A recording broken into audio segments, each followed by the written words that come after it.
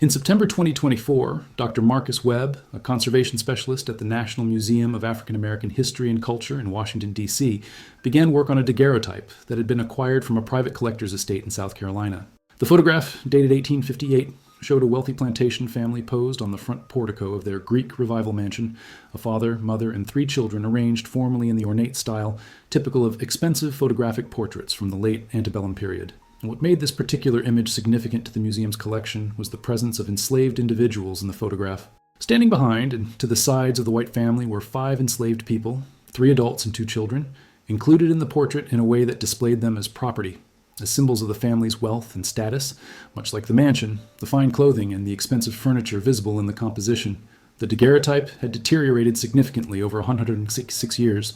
The silver-plated copper surface had tarnished, creating dark spots and areas of discoloration that obscured portions of the image. Scratches from improper handling had damaged the delicate surface. The protective glass that originally covered the daguerreotype had cracked, allowing moisture and contaminants to accelerate the degradation. The leather case that housed the daguerreotype had rotted away, leaving the image exposed to environmental damage. Marcus's task was to digitally restore the photograph, using advanced imaging technology and conservation techniques to recover as much detail as possible from the damaged original.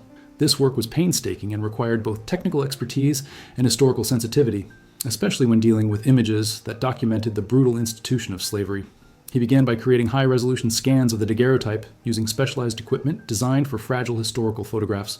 The scanning process took several hours, capturing the image at multiple wavelengths of light to reveal details invisible to the naked eye. Different types of damage and different layers of the photographic emulsion responded differently to various light wavelengths, allowing Marcus to digitally reconstruct information that appeared lost in conventional viewing. When the initial scans appeared on his computer screen, Marcus spent several minutes simply studying the composition, trying to understand the social dynamics captured in this single frozen moment from 1858. The white family occupied the center and foreground of the image. The father, seated in an ornate chair, radiating patriarchal authority. The mother, standing beside him with her hand on his shoulder in a gesture of a wifely support. 3 children arranged around them in descending order of age and importance. The enslaved individuals were positioned carefully to reinforce the family's status while remaining visually subordinate, standing rather than seated, positioned in the background and edges of the frame, their bodies angled to suggest service and deference. Their expressions were difficult to read due to the damage to the photograph, but Marcus could see enough to recognize the studied blankness that enslaved people often adopted in the presence of their enslavers, a protective mask that revealed nothing of their true thoughts or feelings. Marcus began the restoration process by addressing the most obvious damage, the tarnishing and discoloration that obscured large portions of the image. Using sophisticated digital restoration software, he worked methodically to remove these layers of deterioration, revealing the original photographic information beneath.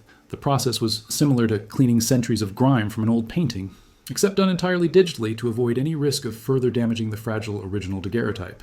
As the image clarity improved, more details emerged. The white family's clothing became sharper and more defined. The father's expensive suit with its silk vest and gold watch chain, the mother's elaborate dress with its multiple layers of fabric and intricate trim, the children's formal attire that mimicked adult fashions in miniature.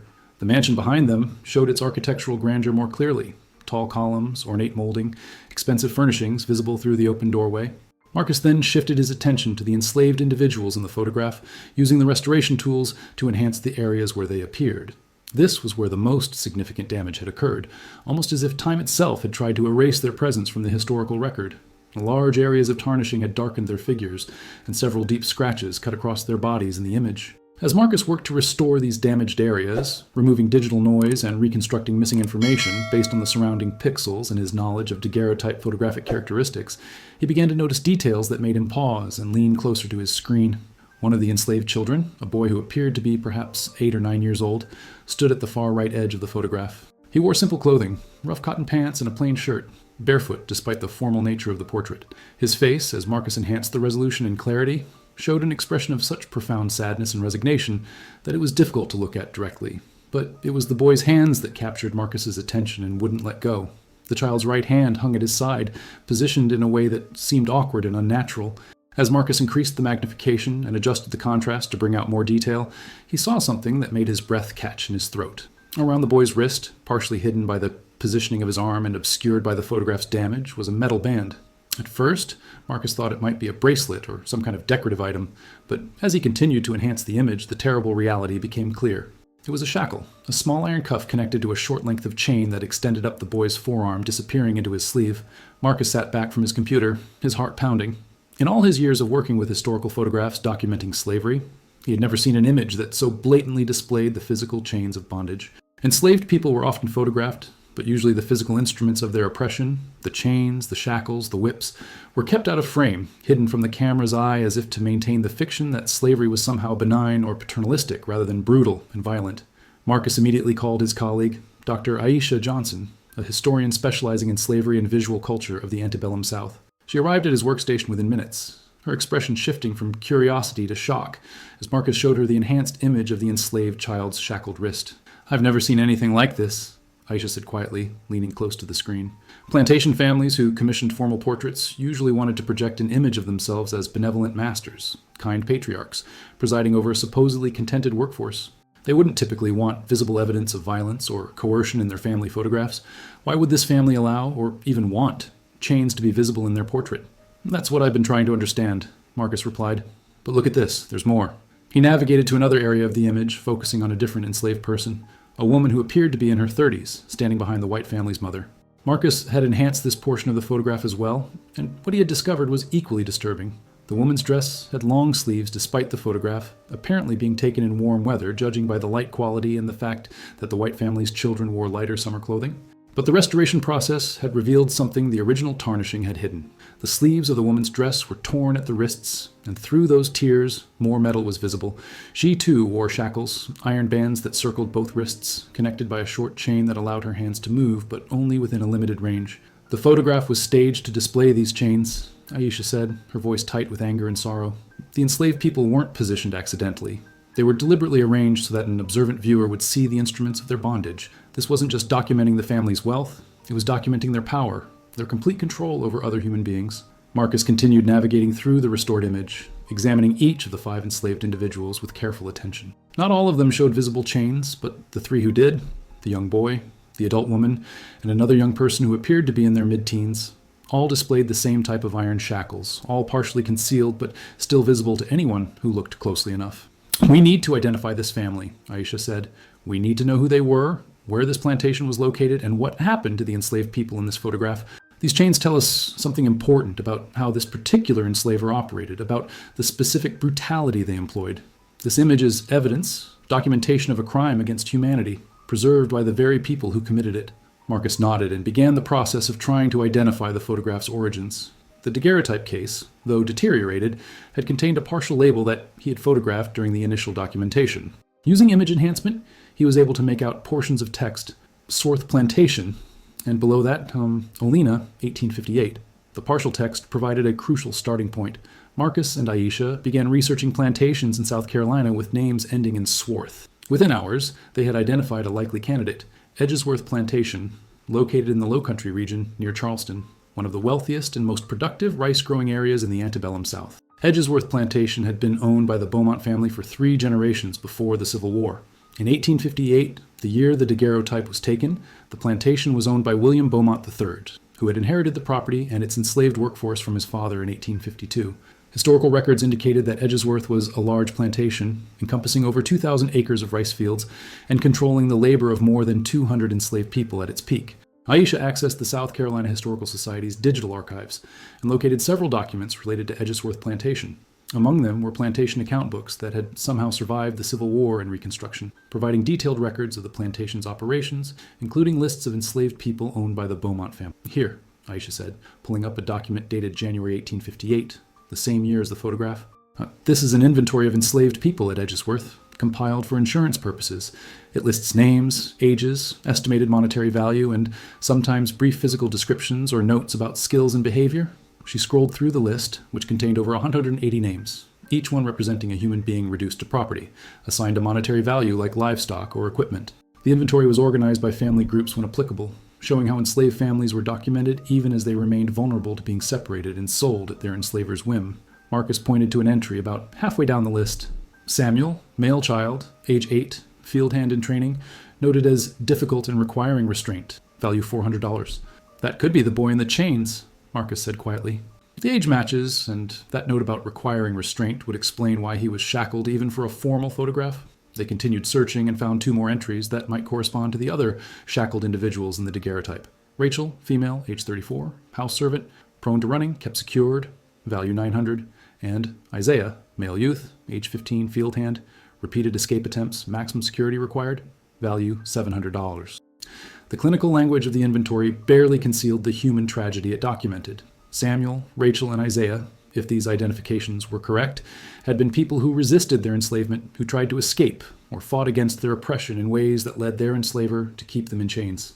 The photograph captured them in a moment of complete powerlessness. Their resistance literally bound in iron, their suffering put on display as a demonstration of William Beaumont's absolute control over their lives. "We need to find out what happened to them," Aisha said. "Did they survive the war? Were they freed? Did they leave any records, any testimony about their experiences?" Over the following weeks, Marcus and Aisha pursued every available historical record that might shed light on the fates of the enslaved people in the photograph, particularly Samuel, Rachel, and Isaiah, whose chains had been so carefully documented in that 1858 daguerreotype. Their search led them to the Freedmen's Bureau records, the collection of documents created after the Civil War to assist formerly enslaved people in their transition to freedom.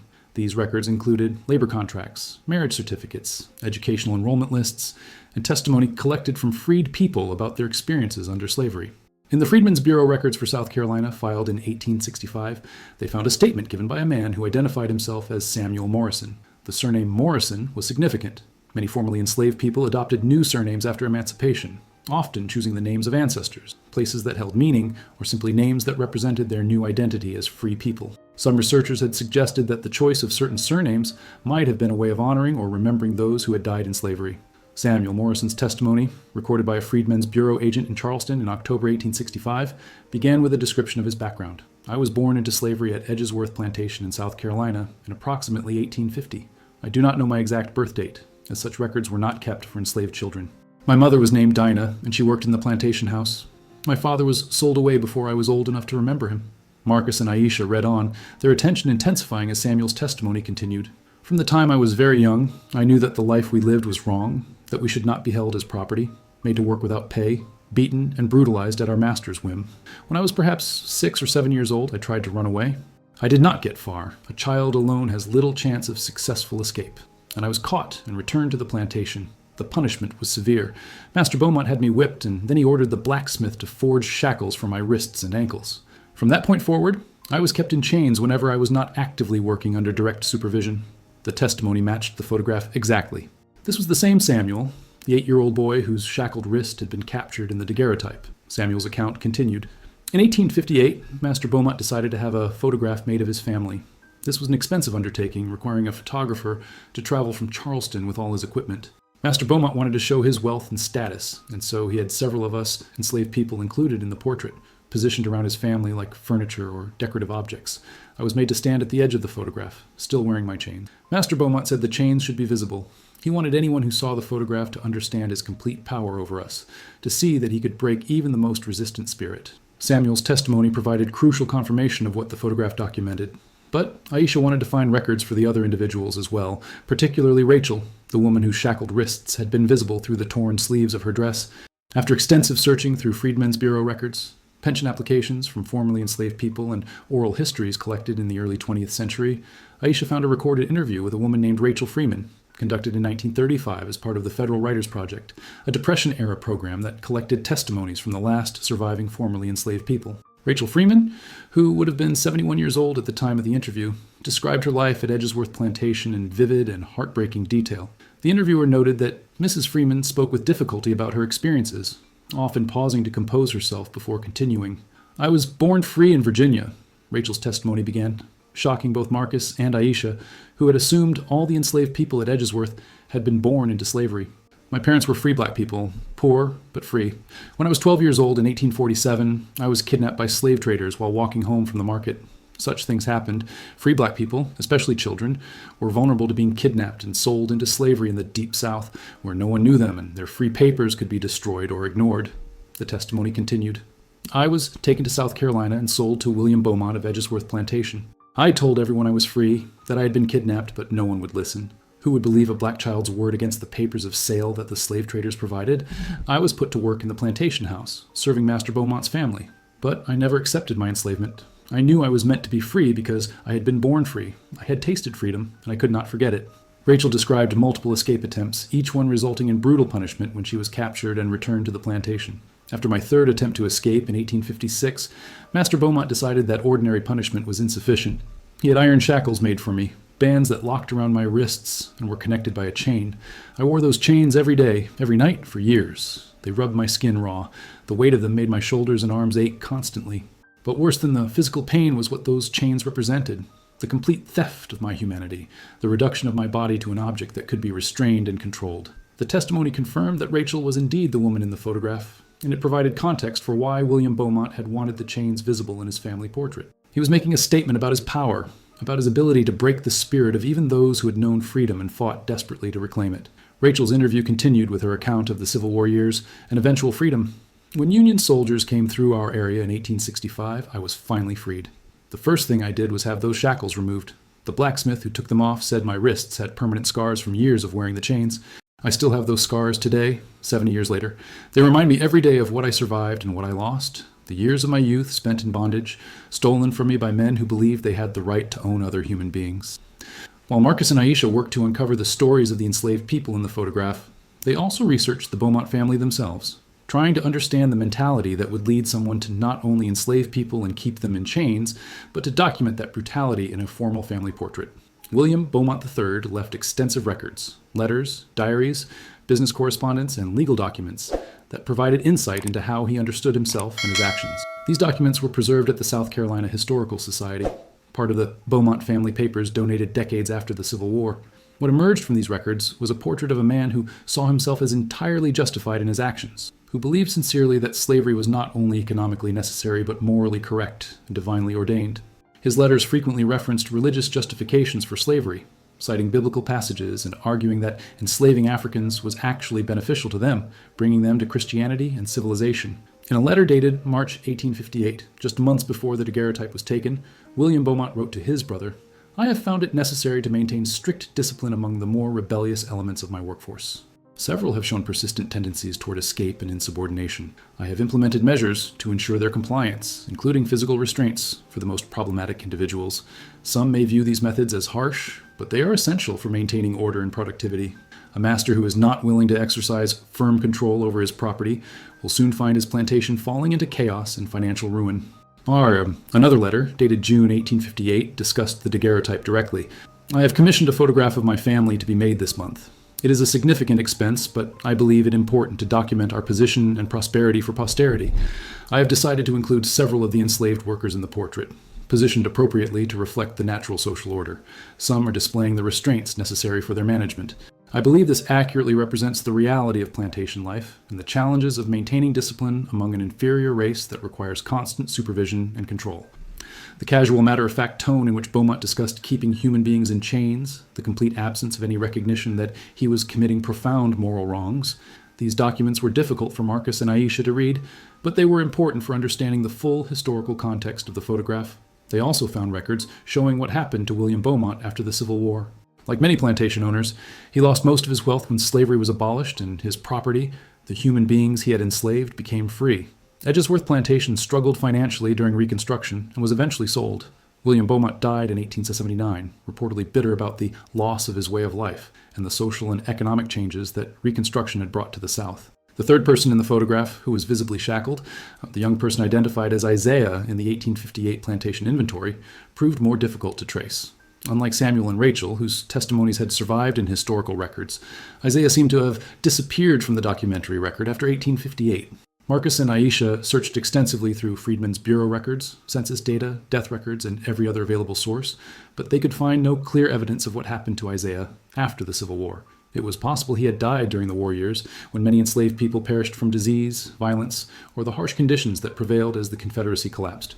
It was also possible he had survived but left no records that researchers could access 166 years later. However, Aisha eventually found a brief mention in the diary of a Union officer who had been stationed near Charleston in February 1865, just months before the war ended. The officer, Captain Robert Hastings of Massachusetts, described encountering formerly enslaved people who had fled Edgeworth Plantation as Union forces advanced through the area. February 12, 1865. Today we were approached by a group of approximately 30 colored refugees who had escaped from a nearby plantation as our forces drew near. Among them was a young man, perhaps 19 or 20 years of age, who bore terrible scars on his wrists and ankles from years of wearing iron shackles. He said his name was Isaiah and that he had been kept in chains since childhood because he had repeatedly tried to escape. When I asked what he would do now that he was free, he said simply, "I will walk wherever I wish to walk, and no man will ever put chains on me again." The quiet determination in his voice moved me deeply. If this was the same Isaiah from the Edgeworth Plantation inventory and the 1858 photograph, then he had survived years in chains and lived to see freedom. But beyond this brief mention, the historical record remained silent about his fate. Like so many formerly enslaved people, Isaiah's full story was lost to time, his experiences in his post-war life unrecorded or surviving only in records that had not yet been discovered or digitized. This absence itself was significant, Marcus and Aisha recognized. The vast majority of enslaved people left no written records, no testimony, no documentation beyond their presence in plantation inventories that listed them as property. The silence in the historical record represented millions of lives, stories, experiences, and perspectives that had been erased or never recorded in the first place. Isaiah's story matters even though we can't fully recover it, Aisha said. His presence in that photograph, the chains on his body, the fact that he apparently survived to see freedom, these fragments are important. They represent all the stories we'll never be able to tell completely, all the people whose suffering and resistance we can only glimpse through fragmentary evidence.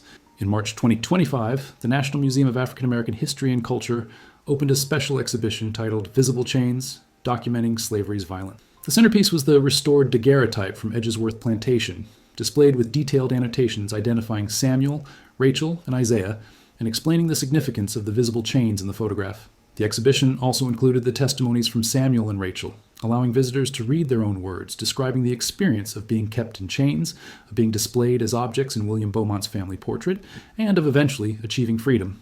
Large text panels provided historical context about slavery in the South Carolina Low Country, the economics of rice plantation slavery, the various methods enslavers used to control and punish enslaved people who resisted, and the lasting trauma of slavery that extended far beyond the formal end of the institution in 1865. The museum also commissioned a contemporary artist, Jerome Williams, to create a companion piece to the historical photograph. Williams's large-scale painting reimagined the daguerreotype, but with a crucial difference. In his version, the chains that had bound Samuel, Rachel, and Isaiah lay broken on the ground, and the three formerly enslaved people stood in the foreground of the composition, dignified and free, while the Beaumont family faded into shadow in the background. The painting was titled Breaking the Frame, referencing both the literal breaking of chains and the metaphorical breaking of the narrative frame that had centered enslavers rather than enslaved people in historical memory. The exhibition drew enormous crowds and intense media attention. News outlets across the country covered the story of the restored photograph and the chains it revealed. The image sparked difficult but necessary conversations about how slavery is depicted in historical photographs, about the ways enslavers documented their own violence, and about the importance of centering the experiences and perspectives of enslaved people when interpreting historical evidence. Some visitors found the photograph almost too painful to view directly. Museum staff reported that many people wept when they saw the image of young Samuel, a child of 8 wearing chains that represented the complete theft of his childhood and his freedom. The museum provided trained counselors and quiet spaces for visitors who found the exhibition emotionally overwhelming, recognizing that the photograph and the stories it told carried profound weight, especially for African American visitors whose own ancestors had experienced slavery's brutality. The exhibition also generated important scholarly discussions.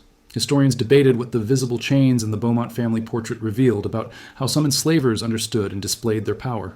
Most plantation photographs from the antebellum period, the relatively few that included enslaved people at all, showed them without visible instruments of bondage, as if to maintain a fiction of slavery as somehow benign or paternalistic. The Beaumont daguerreotype was unusual, perhaps even unique in its explicit display of chains, and scholars worked to understand what this suggested about William Beaumont's particular ideology and his desire to document his absolute control over the people he enslaved. 3 months after the exhibition opened, the museum received a letter that would add another profound dimension to the story.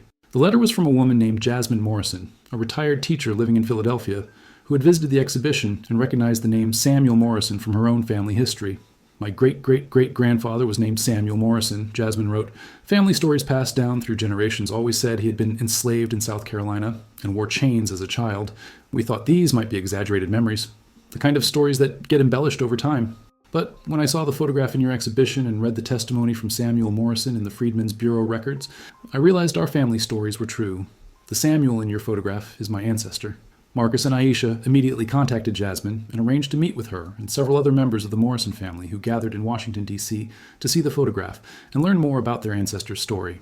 When Jasmine stood before the daguerreotype for the first time, knowing with certainty that the 8-year-old boy in chains was her own great-great-great-grandfather, she wept. "I'm looking at a child, my ancestor, being brutalized, being kept in chains, and displayed like an object," she said quietly. "It's almost unbearable. But I'm also grateful that this photograph exists, that it documents what Samuel survived. My family exists because he survived those chains, because he lived to see freedom, because he built a life after slavery despite everything that had been done to him." The Morrison family shared their oral histories about Samuel, stories that had been passed down through 5 generations. After emancipation, Samuel had moved to Philadelphia as part of the Great Migration, seeking opportunities in the North. He had learned to read and write, skills that had been forbidden to him during slavery, and had become a passionate advocate for education and civil rights. He married, had 6 children, worked as a carpenter, and lived to the age of 78, dying in 1928. One of the stories we always heard about Samuel was that he refused to wear watches or bracelets or anything around his wrists, Jasmine said. "Now I understand why. Those chains had marked him, physically and psychologically. Even decades after they were removed, he couldn't bear to have anything constraining his wrists. He valued his freedom so deeply because he had experienced its absence in the most brutal way possible." The museum organized a special program where members of the Morrison family spoke about Samuel's life and legacy, providing the rest of the story that the 1858 photograph had captured only a single terrible moment of. Their testimonies transformed the daguerreotype from a document of victimization into a more complete narrative of survival, resistance, and the long journey from slavery to freedom. The museum also launched an initiative to locate descendants of Rachel and Isaiah, if any existed, and could be identified. While Isaiah's descendants were never definitively located, researchers eventually connected with a family in Virginia who believed they were descended from Rachel Freeman. Like the Morrison family, they had heard stories passed down through generations about an ancestor who had been born free, kidnapped into slavery, and spent years wearing chains before finally reclaiming her freedom. The exhibition ran for 18 months, far longer than originally planned, because of continued public interest and the ongoing discovery of additional historical information related to the photograph and the people it depicted. When it finally closed, the restored daguerreotype was added to the museum's permanent collection, where it continues to serve as a powerful testament to slavery's violence and to the resilience of those who survived it. The photograph that William Beaumont commissioned in 1858 to display his wealth and power had become instead a memorial to Samuel, Rachel, and Isaiah, and to the millions of other enslaved people whose suffering and resistance the chains represented. The restoration project that had revealed those hidden chains had also, in a sense, broken them by ensuring that the people who wore them would be remembered not as property, but as human beings who fought for their freedom and whose descendants carry their legacy forward. Marcus Webb, reflecting on the project years later, said, "That photograph could have remained in a private collection, its details obscured by damage and time, the chains invisible and the story untold. Instead, through restoration and research, we recovered not just an image, but the voices and experiences of people who had been deliberately silenced. We gave Samuel, Rachel, and Isaiah back their names, their stories, and their rightful place in history." That's the power of this work. It's not just about preserving the past, it's about ensuring that all people's stories, especially those who were oppressed and marginalized, are told and remembered.